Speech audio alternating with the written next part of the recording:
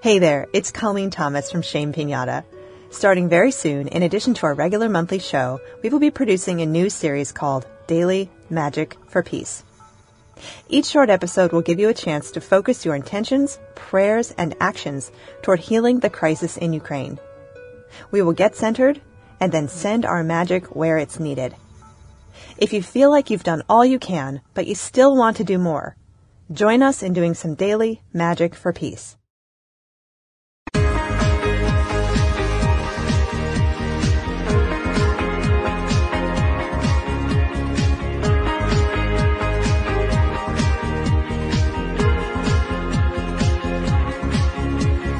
Welcome to LOA Today. I'm Walt Thiessen. With me today are the dynamic duo of Daniel Mangana and Alex Spandy. This is your Daily Dose of Happy. We are so happy you decided to join us today. Dan Mangana is going to be joining us in just a few minutes. He's trying to get a computer reboot out of the way so he can connect in successfully. But in the meantime, we're going to get to know our guest for the day, are you actually connecting today from Sweden? Is that where you are right now, Karin? Yes, I live in Sweden and I am definitely connecting from Sweden. So it's late evening here. It's very really, late. really dark. Yeah. Yes, it is. So thank you for taking time this late in your evening to join us. Of we course, really do appreciate no it. problem. Well, it can be a problem. I mean, people have their hours, they have their privacy, and you decided to let us in, so that's a big deal, and we appreciate that very much. Thank you. Yeah. So anyway, hey, Alex, we were commenting before. We love the new background. This looks really good on you, girl. It really does. Yeah. You stand out as usual. I mean, Alex always kind of takes over stage anyway, but she's going out of her way today. Yeah. But how's it going? How you doing? It's going great. Do you recognize the background? Do I I think if memory serves, I think it comes from your wedding, doesn't it? It does. It does, yeah. Mm-hmm. I thought so. Yeah, she got married last October. And, You did? I did. Congratulations. Yeah. Thank you. Yeah. So that's the backdrop of the wedding in some way? It was, the altar, Yeah. Ooh. So, very cool. Yeah, I love it. Yeah. Yeah, we fancy over here, Yeah. Well, in Sweden, we are more minimalistic. Not so much sparkle and gold. Well, we needed to kind of give you an offset today, so we're doing. Yes.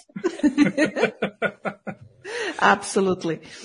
So anyway, let me introduce everybody to Karin. Karin is a coach. She's an author. She is actually, this is really cool. This is hot off the press. She is the winner of the Independent Press Award for her book, Mind Hacking for Rebels. I mean, how cool is that? When was the last time we had a winner of the Independent Press Award here on the show? So first of all, hey, congratulations, Karin. That is so cool. Thank you so much. I'm really humble and grateful and happy and everything.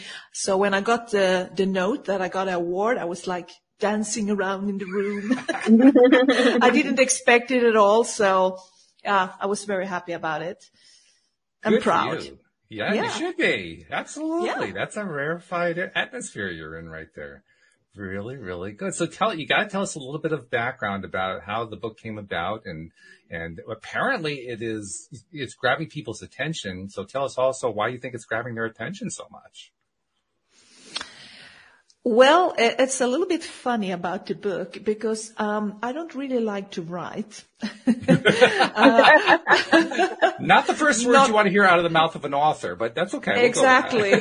So many years ago, I worked within television and I work with news. So I'm really good at writing small, short texts. Yes. But, a whole book, it's a different thing. So I was holding a lot of seminars and workshops, and people just approached me and said, well, what you're saying about our deeper programming and everything, how it works, is so interesting. And I would like to tell my friends or my family or my husband. So couldn't you write a book? And I said, no, for a long time. And then finally I couldn't resist. So I decided to start. So I started, but it didn't went very well because I stopped all the time. But then, a couple of years ago during Christmas, I said to myself, okay, Karin, either you do it or you just let it go. Because it was always a little bit in the back of my mind, like nagging there that, oh, you should do this. So I decided that either I do it or I don't. So, I decided to do it. And I just kind of collected all the information that I'm telling to people when I'm doing a seminar or if I have them as a client. And, I didn't think that I had anything to say because there is a lot of books out there and everybody's talking about personal development and how to grow and everything. So I thought like, okay, but I do have a little bit of a different angle with the subconscious mind. So, I consider myself being a rebel. So I thought that I need to have a title that is kind of reflecting who I am. And that's why I call it mind hacking for rebel. So, you don't have to be a rebel, but at least you want to be a rebel a little bit, rebel against old structures and old belief systems and rebel against fear and everything.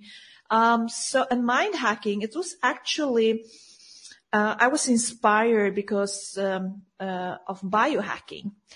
So today it's a very modern word to use hacking, brain hacking, mind hacking, body hacking, life hacking. And hacking is really about just finding the fastest and the most effective way to develop something. Right. Yes. So instead of taking the long route, you try to find what is the most effective and the fastest way that I can, for instance, optimize my body or optimize my brain or my mind. So that's really what I do with my clients. I try to find the fastest way for them to grow and to develop so it doesn't have to take years and years and years. Very good. I like that. I also need to take a moment and say hello to Sam and Presh, who are saying hello in the live stream. So thanks for joining us today. We really do appreciate that. I love what you were saying, though, about mind hacking and the word hacking because, well, I come from the IT background, which is where hacking as a term originates, right? And optimization, that also comes from the IT background, search engine optimization. So we have all these IT terms that are now kind of entering the mainstream in a new way, which is, it's kind of odd, to be perfectly honest, because I'm so used to thinking about it the other way. I'm having to actually readjust to, okay, here's the new way we're using these terms. But you're right, they are very evocative terms, especially hacking, because it has kind of a mixed feel to it. Yes. On the one hand, it's like, hacking is, like you said, it's getting quickly to a shortcut that gets you there fast. On the other hand, there's also a little bit of, hacker spammer kind of a feel to it too. It's got an edge to it. And I was wondering if that edge was kind of what inspired you to choose that word to describe that digging into the subconscious mind that you do. Absolutely. Because, hacking, like you said, you can think about it from different angles and it's a little bit edgy on it. Yeah. So I wanted to have that because being a rebel and daring to look at your subconscious mind and what is stored down there, you have to be a little bit edgy to do that. And I also, when I work with my clients, I kind of trying to help them to be brave and to go down there and see what's really there and how we can change it. So I like the edge of the word hacking. And you just made a very important observation. It can be a little bit edgy, to rephrase it, to kind of go into what's going on in our own subconscious minds. Yeah. That's a challenge. And it's a challenge that we aren't always ready to make and to accept. So it also raises a couple questions. First, let's talk about what your definition of what the subconscious mind is, because I think everybody has a little bit different definition. And then let's talk a little bit more about what it takes to get into, like you said, you have to have that little bit of an edge to get in there. Let's talk about that edge. Yeah. So, I see the subconscious mind as a very big library, where everything is stored. Everything you learned, everything you experienced, and it's kind of becoming your autopilot. So I like to make an example. If you go up in the morning, you know how to put the coffee maker on. You don't have to think every time, how do I do this? Lift finger A, push button B. Yeah, you don't really do it that way. No. And when you drive to work, you know how to do that almost in your sleep. And that's because everything that you do a lot of becomes automated. And that's really a good thing because it saves energy. Because otherwise, if you would go up every morning and do like it was for the first time, it would take forever and your brain would explode or something. So the automatic system is really good, but there are downsides to it as well.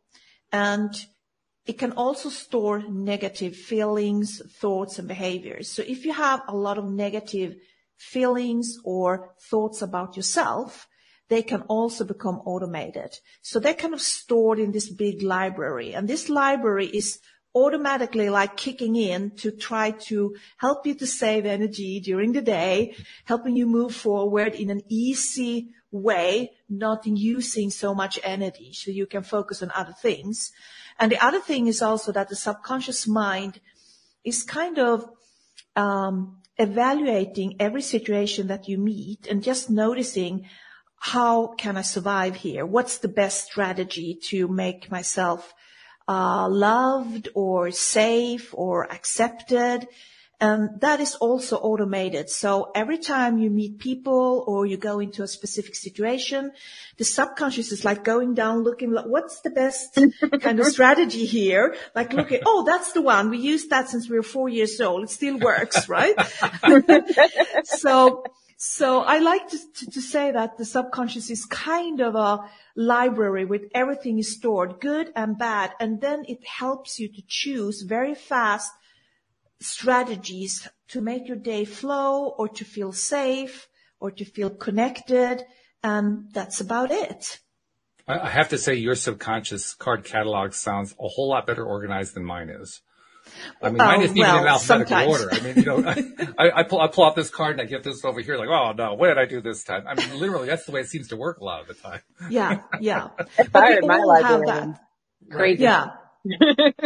So we all have that. So, what I say that sometimes when we work with ourselves and we notice that we have thoughts that are difficult to change, or we have feelings that is still there 20 years later, or we have behavior that it's not really productive, it's because it's stored in a library and it's used of convenience, you know, doing it really fast. Mm-hmm. So that's why the edge is to kind of go down in this library and to start to look at all the shelves and see, where did that strategy that I have that's not beneficial for me, when did it start? How did it start? What kind of purpose did it have when it was installed? And why am I still using it today, even if it's not productive? And the most important question that my clients ask is, how do I change it? So with hypnosis, I work a lot with hypnosis because that is a door into the subconscious mind. Mm-hmm. So I use that a lot because hypnosis is just very easily explained. Hypnosis is a way of slowing down the brain waves.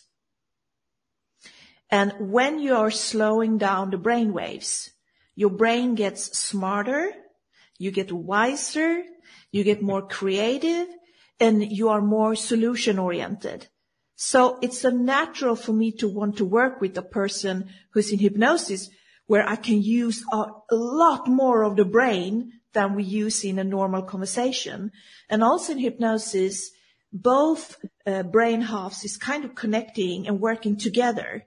So that's a really good thing. So that's why I use hypnosis, because I can then really help the person in a deep way, and I get so much out of them.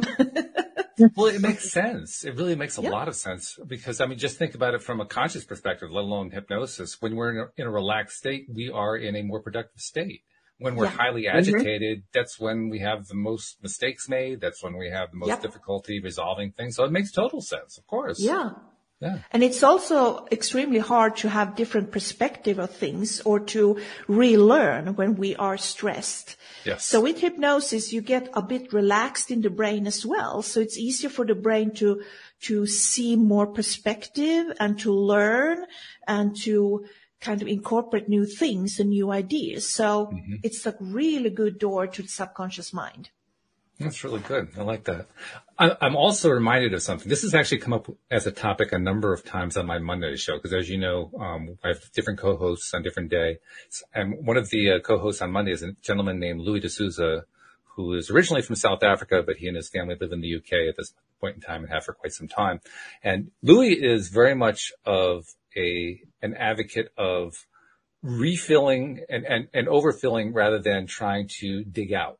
And what I mean by that is a lot of techniques, and it sounds like kind of yours is along the same line. It's more like dig in, find the stuff that is not producing, pull it out, and basically clear everything out so that you can work better. Whereas his thought process is, if we're using the library metaphor, well, instead of trying to pull out the books I don't want, just keep buying new books and push the old books out, and they'll eventually get washed away, and all you'll have will be the new books. So I'm kind of curious, how do you respond to that? That's interesting. Yeah, I thought so too. It was a really interesting idea. I was thinking about when I sometimes work with people who have bad eating habits. So we talk about them often going on a diet, taking away a lot of food that they crave or want, and after 5 days, they are in hell. So it's very hard for them to keep up the diet. So then we talk about with food that instead of taking away a lot of food, incorporate good things that normally push out the bad food eventually. So add a fruit, add a green smoothie or something instead of taking away things. And after a while, the body don't want the bad food anymore because it's filled with, nutritious food. Sure. Yeah. So I think that this is kind of the same. Instead of just moving away the old books, just pushing them out with good books and filling it with a lot of good information and positive things, that's a good idea. No, it's a different way of looking at it. It is, absolutely. But I do still sometimes have to remove things. And I think that's probably true. I guess where I'm looking for is, when is it that you need to remove something and when can you just kind of fill it in? Yeah. I think it's very depending on the client. So like for a couple of days ago, I worked with a woman and she said to me that I have a huge problem with boundaries. So I allow people to just walk all over me, and I'm a people pleaser and I have no boundaries. I say yes to everything, even when it's not good for me. So when I work with her backwards, we found when she was about 2-3 years old, she saw a picture of herself sitting at the dinner table and her parents were feeding her and she could feel that she was full and she didn't want any more. But her parents, especially her mother, has her own point of view that said that, oh, you need more because you are supposed to eat everything on the plate because you need it. So her mother was kind of forcing her to eat and she didn't want to do that. So I asked her, is that happen a lot? And she said, yeah, she was always like giving me more food than I wanted. So I said, that's the first time they kind of crossed your boundary. Sure. That I don't decide myself over my body or when I'm full and everything.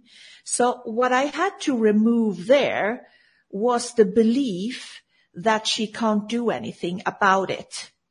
Yes. Because as a child, you're sitting there in your little chair and you're 2 or 3 years old. You can't speak and you can't do anything. So you are kind of a little bit powerless. So that I have to remove the thought or the belief that she was powerless, she couldn't protect her boundaries, she can't say no. So that is an example of when you need to remove something that is not a belief that is not constructive or not good to have today. Okay, I can see that. Yeah. Now that also leads to my next question, which is, how do you actually remove it? Because the thought that goes through my mind is, for my own habits that I wanted to replace or my own, stuff that wasn't serving me well, I would usually say to myself, okay, it's a lot easier for me to replace a habit with another habit. So what habit do I want instead of this one? Or what behavior do I want instead of this one? But that doesn't necessarily match up with what you're talking about. So I'm curious, what's the approach you take to actually overcoming whatever that X is? Because I wouldn't maybe consider this as a habit that someone is crossing her boundaries, more like a belief system that she can't stop it. Sure. So it depends on if it's a habit or not. But with here, it's actually just a deep conversation because I bring in the adult of her as well. So, and I ask her, if you see that little child and she can't protect her boundaries, is that true today, basically? And then she says, no, it's not. It's just an old feeling or an old belief that I have. And it's just popping up when I'm with people, this kind of reflex. Like I said, the subconscious mind is the library. It go to the Rolodex and call it, oh, this situation with other people, what should I do with my boundaries? Oh, we have no boundaries. We can't do anything. And you just react the same way like you did when you were 2 or 3 years old. So by helping her just to realize that she has that belief is helping her to say, wow, I didn't know I had that belief so early. And now I understand what it comes from. And that's actually not true today, but because today I'm a grown-up person and I can definitely say no and when I'm full and what I want and what I don't want. So it's kind of just being conscious about a belief that is really, really old and it's not up to date, and then you can let it go. So that's very easy. So the hard thing is more for me when they have a habit, because a habit has been there for a very, very long time and it's very ingrained, and that you sometimes have to approach in a different way depending on what kind of habit it is. Yes, that's true. So then I can work with the client and say, okay, what's the habit? Where did it start? Did it have a function at that point when it started? So we can dig a little around there, and there often I try to help them in a more practical way with small changes. Because a lot of people, when they make changes, they want to make very big changes from the beginning. So I'm telling them often they are not aiming low enough. Oh, okay. Yeah. So they're not aiming low enough to do something that they think is very trivial. But there is something you can do and you will do that will finally make improvements or change the habit. But often we have very high standards, or we are demanding a lot of ourselves. So we say, I don't want to do that trivial little stuff. I want to do the big stuff, and then we fail. So I always help them to break down to something that is so trivial to them that they say, oh, I don't want to do that. If I do it, nothing will happen. It's so small. I will never be able to cross the finish line. It will take too long time. I don't want to do it. So I say, yeah, but you're not aiming low enough. Go lower, go lower, go lower. There's something you can do that is so easy for you to do that you can't say, I can't do it. And then you start from there. So sometimes a habit is just doing it practical for a long, long time. That's an interesting observation there. I think you really hit on something, because you're right. A lot of these things that we've carried through from very early childhood years they're kind of stuck in there, in part because we dismiss them as unimportant. They're actually fairly important. They're the ones that are driving a lot of what's going on. But that's not that. I was a kid. That didn't mean anything at all. It all matters. It all matters. It really does. Absolutely. Yeah. And often people say to me, I don't know how I got here. Yes. With my life, it's a mess or something. And they don't realize that it's all these small steps along the way that finally they just didn't get there in the bad situation over a week or two. It took them a long, long time, small steps. So you kind of had to track backwards and do the same thing backwards, really small. But a lot of us, me too, I'm not patient. So sometimes you want to do bigger things because you want to see the results faster. Yeah, of course. Yeah. I mean, who doesn't want to have fast results, right? Absolutely. but sometimes it's very hard with habits. And what I often ask my clients to do is also to track backwards and see where the problem is started. I can take myself as an example. I'm not a morning person, and I wanted to wake up earlier to meditate, and it was very, very hard for me. And I was very cocky. So I said to myself that, I'm gonna wake up 1 hour earlier. And I couldn't do it, and I just snoozed. And I did understand after a while, because first I was really hard on myself. Why can't I wake up 1 hour earlier? What's the problem with me? Come on, Karin, you can do better. But then I started to track backwards, because often we try to change the problem too late in the chain. So I track backward and see, okay, why can't I wake up 1 hour earlier? Mm-hmm. Well, it was because I went too late to bed. So I didn't get my hours. Mm-hmm. And then I tracked even further back, and I said, okay, so why am I not going to bed on time? Well, it's because I was looking at a movie, or I read something in a book, or I worked a little bit on my computer. And why did I do that? Well, because I thought that I needed to do something. I need to finish something, or I wanted to watch a movie, and, the blue light from the computer making the brain wake up. So when I went to bed, I was quite alert. So it took me a while also to go to sleep. So I had to track back and see the problem didn't start with me not waking up the first hour there. It was that I didn't go to bed in time. I couldn't sleep because I was watching something on the screen, and the blue light woke up my brain. So I had to start like 8:00 p.m. in the evening and say, okay, how am I going to wind down to be able to get to sleep and go to bed and then go up and wake up, 1 hour earlier. So often you have to track back, further back than you think, and see where does the problem start. That's very interesting. You also mentioned blue light coming from monitors and televisions and so forth. It's a really great point. I can't say I'm an expert on it, and it's not something we've discussed on the program. So go into that for just a moment. What's that all about? Yeah, well, researchers have found that the blue light from the screen is activating the brain and kind of stopping the melatonin from happening, that, you get tired. So it wakes up the brain, and that's really hard for you to go to sleep, because the brain gets alert, and it takes about 2 or 3 hours after you kind of stop watching a screen before the brain starts to relax and can go to sleep. So there's a lot of research about it, and this is typically a biohacking trick. So what I've done is I've actually bought special, glasses. Mm-hmm.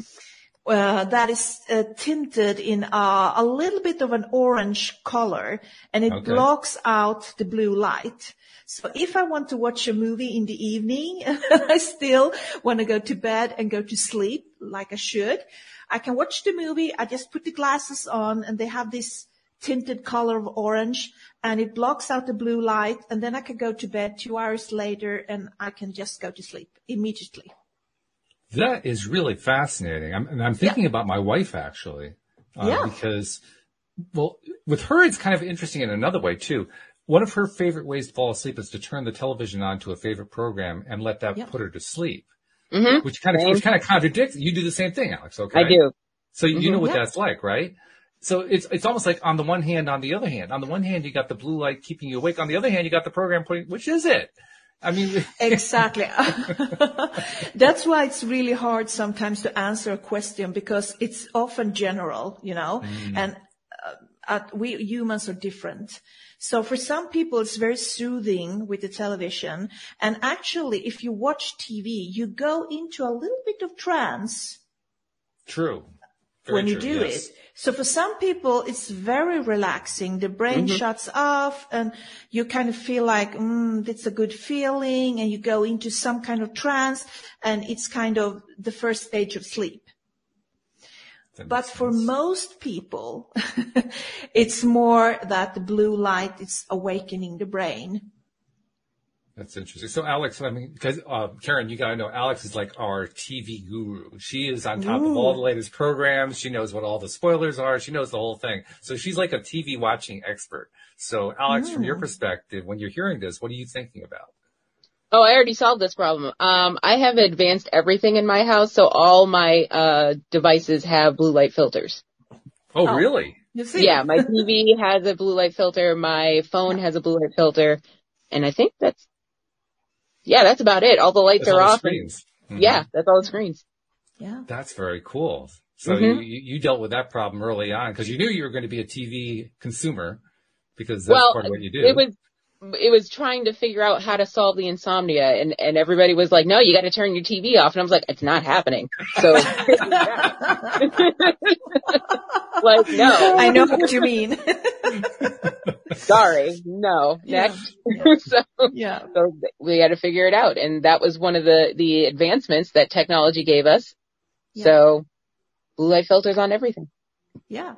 So the glasses is the same. It works the same way. It's a filter, but you have the glasses instead. So I think that's a really good idea. So it's a good thing to just think backwards in the chain and see where does it start. And often we have to start earlier with the problem. We start to try to solve it too late in the chain.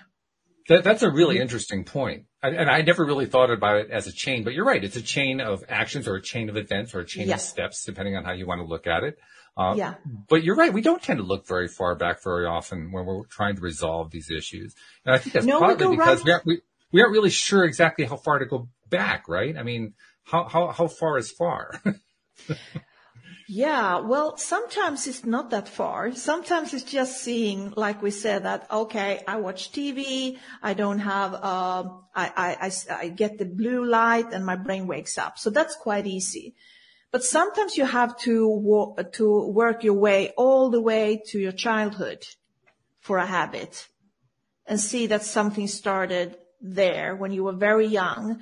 And the brain, has a little bit of problem with that when you form a habit very early, the brain thinks that that's the best solution and the only solution. So even if you are 30 or 40 years older, the brain still use that old strategy because it thinks that works. So why change it? Save energy. Just, recycle it over and over again. But also the brain is, but this works and it doesn't trust and doesn't like to change it to something else. So the brain thinks that this is the only thing that is working. That's why if we take food again as an example, if you eat some chocolate or something else and you tell the person to change it to a walk in nature, it doesn't work sometimes because the brain says, no, I want my chocolate. But you can go for a walk in nature. No, I don't want that. I want my chocolate. I want the chocolate, yes. Yeah, exactly. So the brain is quite stubborn, and that's because the subconscious is kind of making that this is the solution. Nothing else works. Nothing else is good enough. It's only the chocolate. So then you have to dive into when did it start with, for example, the chocolate, and what is it helping you with? What's the bonus of it? What's the good thing you get out of it? Well, I have to admit, if you're going to have something that's going to haunt you like that, it might as well be chocolate. I mean, you might as well enjoy it while you're going down, right? Yeah. I want to say hello to Luke, who's also checking in the live stream. Nice to have you here. Nice to see people checking in and checking us out while we're talking today. To Karin Tydén, who is... this is so cool. She is the Independent Press Award winner for her book, Mind Hacking for Rebels. And we're talking about some of the concepts involved in that book. And we talked earlier about the term mind hacks. These are some interesting mind hacks that you're presenting to us here, because that's really what they are, right? These are the mind hacks that you're talking about. Yes, exactly. Yeah. And I want to say that there's nothing new under the sun, right? Sure. Yeah. But it's what I've learned over the years is that these small, simple things, they work. So sometimes we try to find something new or something more advanced, but it often these small little things that still is the best. They work the best. So we've identified that the little things are the ones we need to pay attention to. And we've also learned that we need to go far enough back in the chain, to use your phrase, in order to identify the appropriate place to go to make a change in the way our minds are programmed. One of the things I'm liking so far is you don't really, with your approach, you're not trying to change the subconscious mind. You're not trying to restructure it. You're just trying to make little tiny shifts in it. Yeah. Knowing that that's all it's going to take. It's kind of like using leverage, right? You don't bring in an army to push the car out of the way. You just get the car going down the hill and it starts moving on the way all by itself. You don't have to worry about it that way because you're using the leverage of the gravity. So that's pretty much what you're doing with these small, little tiny hacks, as we're calling them, is creating that leverage. Yeah. That leverage is also the key to achieving that goal that you mentioned earlier. We want to have things happen quickly. Yeah. So I imagine, I'm kind of perhaps stretching it a little bit here, but I imagine that when you start applying these little hacks, you do get there quicker. That's one of the reasons they're hacks, right? Absolutely. Because I've tried to find hacks that I know, either scientifically or, I've tried it with so many people. So you can see that if you apply them consistently over time, they will absolutely make a huge difference in your life.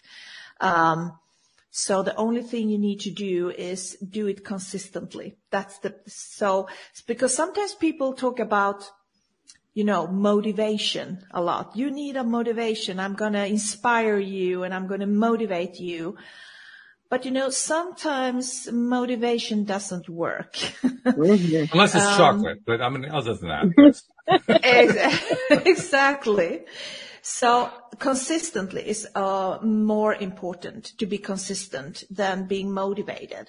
So people that are really good at doing things like, people who are out there running every day or jogging or walking, they go out even if it's raining or it's dark or everything, and they're not always motivated to do it, but they know that they have to do it consistent. And one hack that is really important, and I know that, the coach Mel Robbins is talking about it as well, this 5-second rule. Oh, yeah. So it's really important to rule? What it is? Yes. What is the 5-second rule? Yeah. So the 5-second rule is that researchers have found that when you make a decision, let's say you tell yourself that I need to work out. So I need to go for a walk every day, 30 minutes or so. You come home from work and you sit in the sofa and you decide that, okay, I'm going to go out and take this walk in about 5 minutes or so.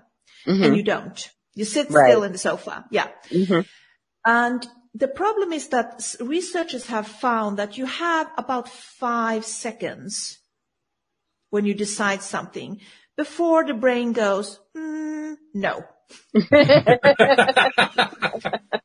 Because the brain wants to keep you in the comfort zone, right? Right. So you look out, it's dark, it's raining, and the brain says, no, this is hard. I don't want to do it.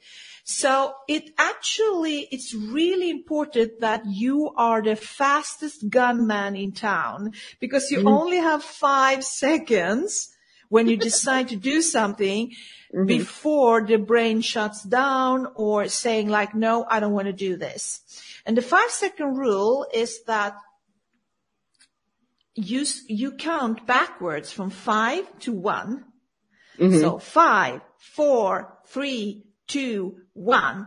And then you just stand up, walk right into to the entrance, put your shoes on, your jacket, and you walk. So the 5-second rule is that you have to do it within 5 seconds. And when you count down, you kind of rewire the brain the other way, like almost shooting away a rocket or something.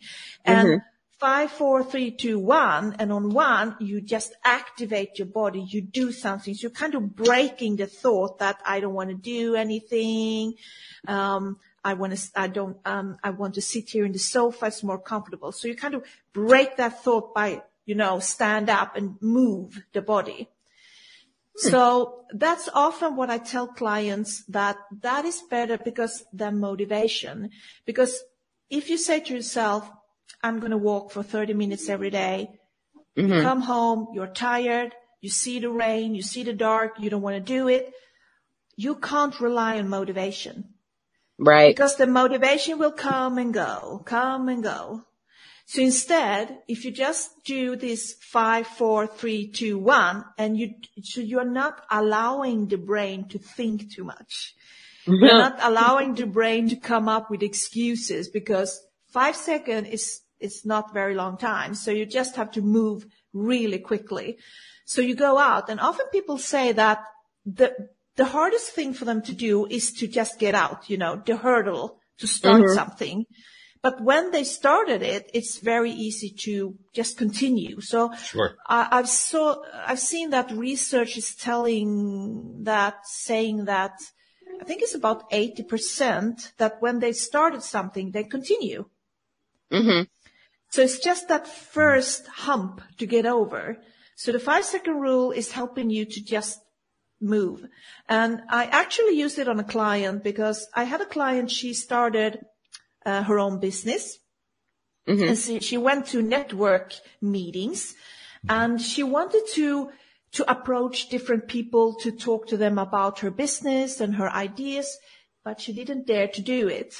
She thought like, no, I don't want to disturb him. She looks really busy. No, I'm not going to do this today. So she came to me and she said, if I don't do anything, I'm going to out of business in a year. So I needed to help me to move forward and to connect to people and approach them. So I said to her, well, that behavior or habit started somewhere. So we moved back in time, and we entered an age when she was around 2-3 years old, and she was very curious as a little girl. So at one moment she's alone. Her mother is somewhere in the apartment, and she sees the sun. And this little girl, she managed to crawl up on a chair, up on the kitchen table, and she was pressing her little nose and her hands on the window, and she was totally fascinated about the sun. And then her mother enters the kitchen.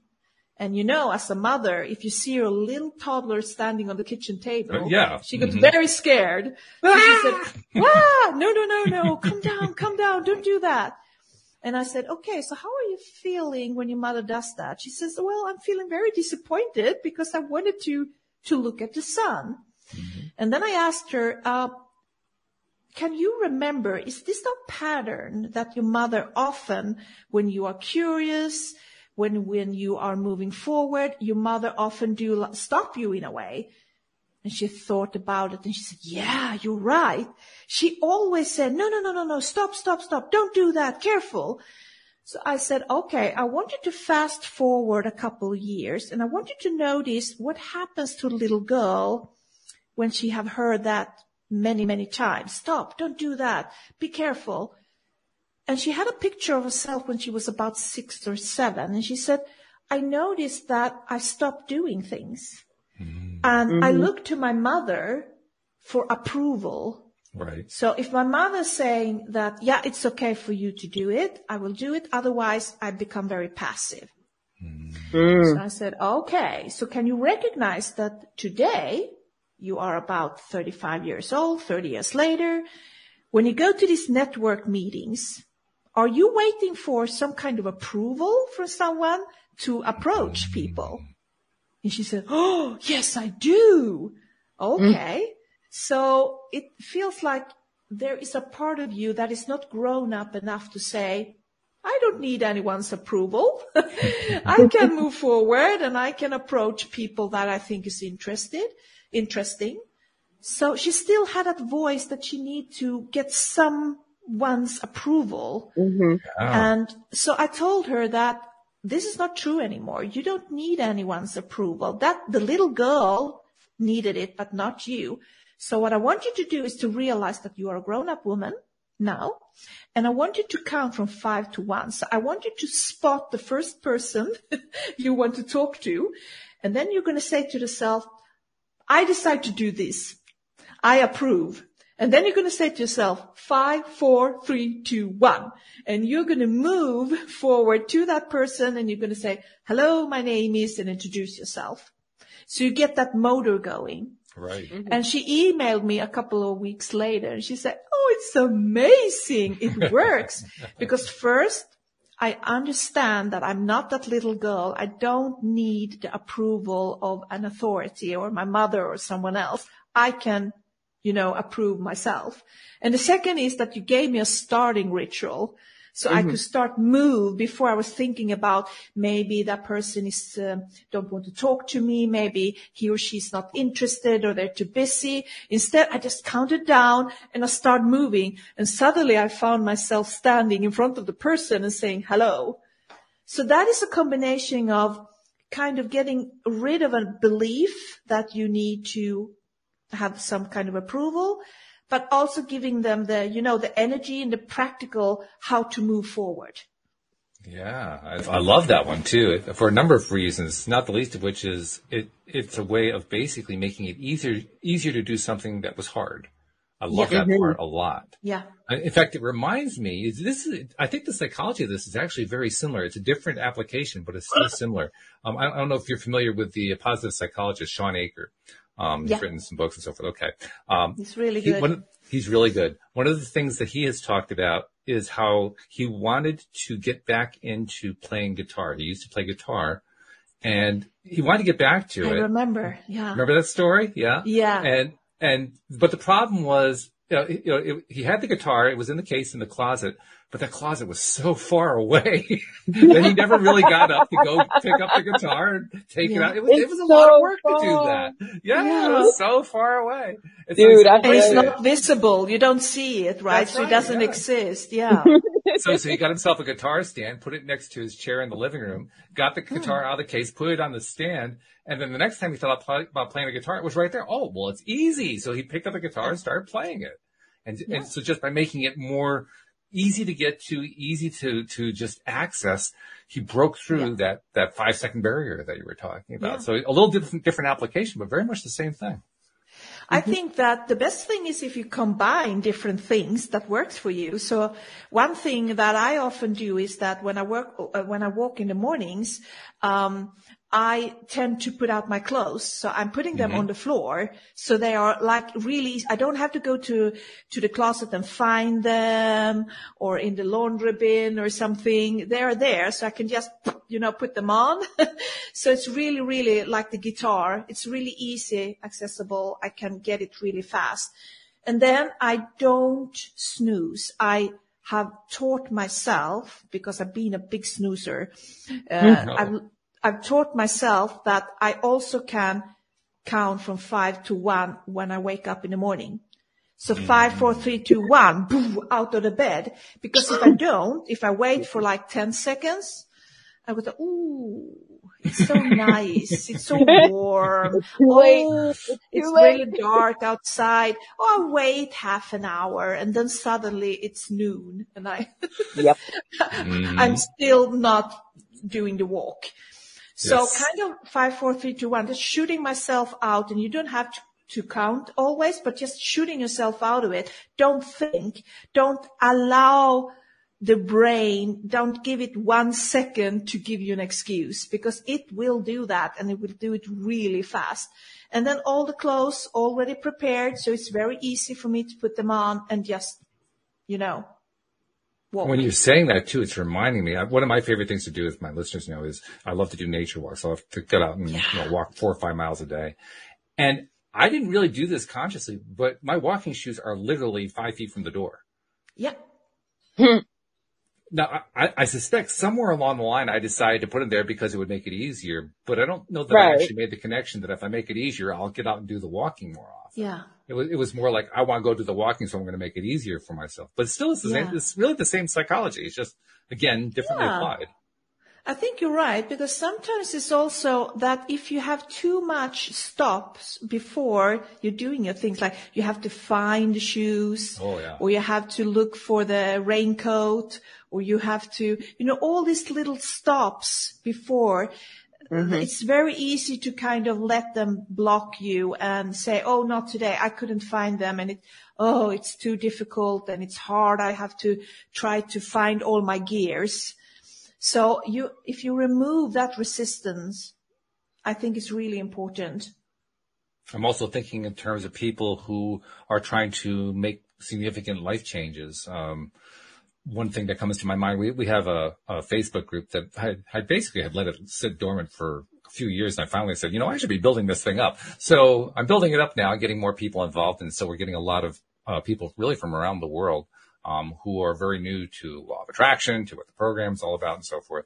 And as they're coming in, I'm basically being reconfronted with, well, here are the basics that we've talked about for years, but we've kind of been leaving it for a while because all of our listeners already know the basics. So why do we go? Well, now we got to go back to the basics, which is great. It's fine. Nothing wrong with that. But it also reminds me the basics include how you apply these very simple steps to things like, I want to get a new job. I want to have more money in my life. I want to improve my health. My relationships need work. I mean, there's a lot of different ways that we can apply these things. And the particular hack that we're talking about right now, the find a way to make it easy to do right now and then just do it within 5 seconds, that really does apply to a lot of these situations, doesn't it? Yes, it really does. And if we make them like small hacks and they're easy to do, even though they maybe feels trivial or sounds trivial, if you stack them over each other, they will create a lot of good change. So if there's a listener who's tuned in, and I'm kind of, again, thinking about some of our newer members of the group, and they're starting to tune into the podcast as well. And let's say right now they're like one of the things that we're getting a lot of people who either have work that doesn't pay sufficiently, or they don't have work right now and they're trying to get work. And many of them are in third world countries, so it's a challenge for them. Obviously, there are, obvious from our perspective, there are a couple things they have to do. They have to adopt their mindset to what it is they're trying to do and not come at it from a fearful position, because that won't work. But then you also have to take the action, which is what we're talking about here. How do you get that action going? So if we're talking to somebody who's kind of in that spot, like I can't seem to get a job, I can't seem to get money, I can't seem to solve all this stuff, and they've got this old tape that's just been playing for on and on and on and on. How can they take this particular hack and kind of get themselves into gear? Wow, that is a tough question. It is. I'm really known for the tough questions. I'm very good at that. It's very complex, because sometimes I like to say that I am the mechanic. So sometimes you have to take your car to the mechanics, right? Because something is not working. So if you have all these negative thoughts that I can't get a job, I can't do it right, I don't know how to do it, there is an element of helplessness, right? I don't have the answer. I don't know what to do. I don't have the qualification. And that helplessness started somewhere. So if it were me, I would either go to a coach, and if I can't do it, I can't afford it, I would sit down in a meditation for 2 weeks. A little, like 10 minutes every day. And I would just try to relax within myself. And I will ask, where did I start to feel helpless? Just saying that question, and then be quiet. Don't push, and don't get annoyed if you don't get the answer from your subconscious mind within 10 minutes. Because sometimes it can take a couple of days or a couple of weeks to get the answer. But a lot of people do. They get the answer. So maybe you get the answer that it started when you were younger and you felt that you couldn't change the environment, or maybe your parents split up and you couldn't stop it, or something happened to your baby brother and you couldn't help him. So there is often some events that made you feel that you are helpless. So today, as an adult, if you remember when I talked about the woman with the boundaries, still feeling that I can't say no, I don't have any boundaries, you can tell yourself that, okay, when I was a little girl or a little boy, I felt helpless sometimes, and that's why I still sometimes feel helpless. But I'm not. I can take small steps towards the right way. And that's why I think your group and your program and everything, courses and workshops are so important, because that could provide the tip on how to start these small changes, and also support from the group, because often you feel alone. You feel like, oh, everybody else is succeeding. Everybody else is really good. It's just me. So when you are in a group and you notice that more people have the same feelings, or feeling hopeless or helpless or small and they don't know how to do it, you suddenly start to feel, oh, it's not just me. Maybe there's nothing wrong with me. It's just that the program in me that I had from many years back, that's the problem. It's nothing wrong with me. It's my old program still running. And just acknowledging that I have an old program in me saying that I'm helpless, I can't find a solution, I don't know what to do, and I have to ask everybody else. I don't have the knowledge within me. So sitting in that meditation, asking yourself, noticing that, and say, okay, I have this, and enter some kind of group that you have, so you can start working with these small changes and noticing that you have support around you. That is a really good idea. Very helpful. I'm definitely going to make sure that this clip makes it into the group so they can hear what you had to say there, because I think that's going to be useful and helpful to a lot of people. So thank you for sharing that. That was really good. Yeah. Because you're right. It's a complex issue. I mean, especially for some people come from backgrounds and live in countries where it can be a real challenge to try to provide the support for yourself and for your family that you want to support. Yeah. But then again, a lot of that is, there is an old program that goes on. It almost plays culturally in some places. I was just thinking about saying that some of these programs is not only in your mind, it's generational. Mm-hmm. So it's your parents and their parents, and you can, several hundreds years back, and it's cultural as well. So, and you have to respect that. Mm-hmm. So it's not that easy to just say, but if you can just acknowledge that there is in me or in my family or in the culture that we are helpless and we can't do that. In my family, we have never had a good job or an education or anything. That is just programs. And if you sit in meditation and just try to find where they start, you will find that either they started within you because you had experiences of it, or you will notice that, oh, that comes from my mother or my grandfather, and they always said that we don't have any money, or in our family we can't afford to go to school, and that becomes your programming. And then you have to challenge it a bit because it's not true, and that is being a rebel. That is challenging and saying that, well, it was true maybe for my parents or their parents, but it doesn't have to be true for me. So I can change it, but I need to maybe get some help in a group with like-minded people.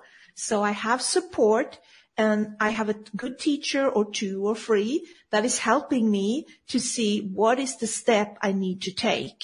It's like relearning to walk again after a stroke or something. So some grown-ups, we have to relearn because we haven't learned as a child, because our parents weren't able to teach us because they didn't know how to do it. And then we grow up and then we think, I'm stupid because I don't know how to do it, and everybody else seems to figure it out. But we don't realize that maybe we come from a family that didn't taught us. They didn't know how to do it. So it's kind of after a stroke, you have to relearn to walk again or talk or something. So it's the same thing. Go into your groups is kind of relearning something that your parents should have taught you or when you were a little kid, but they couldn't.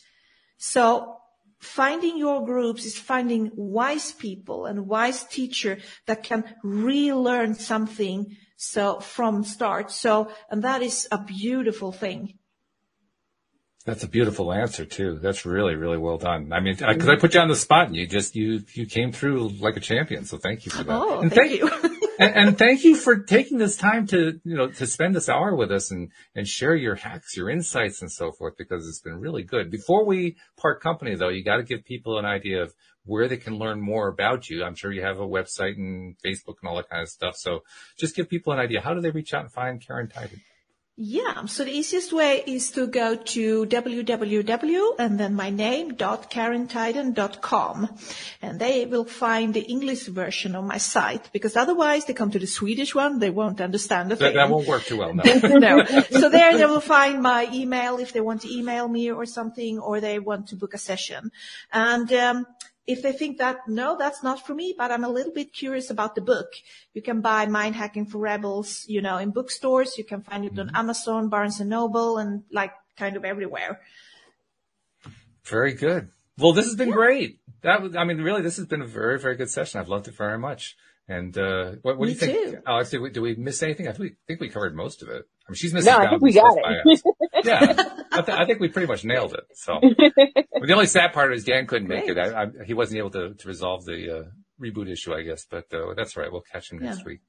So thank you, Karin, for joining us, and thank you, Alex. Thank you to our live streamers. Thank you to our podcast listeners everywhere, and we will see you all next time here on LOA Today. Goodbye, everybody. Bye.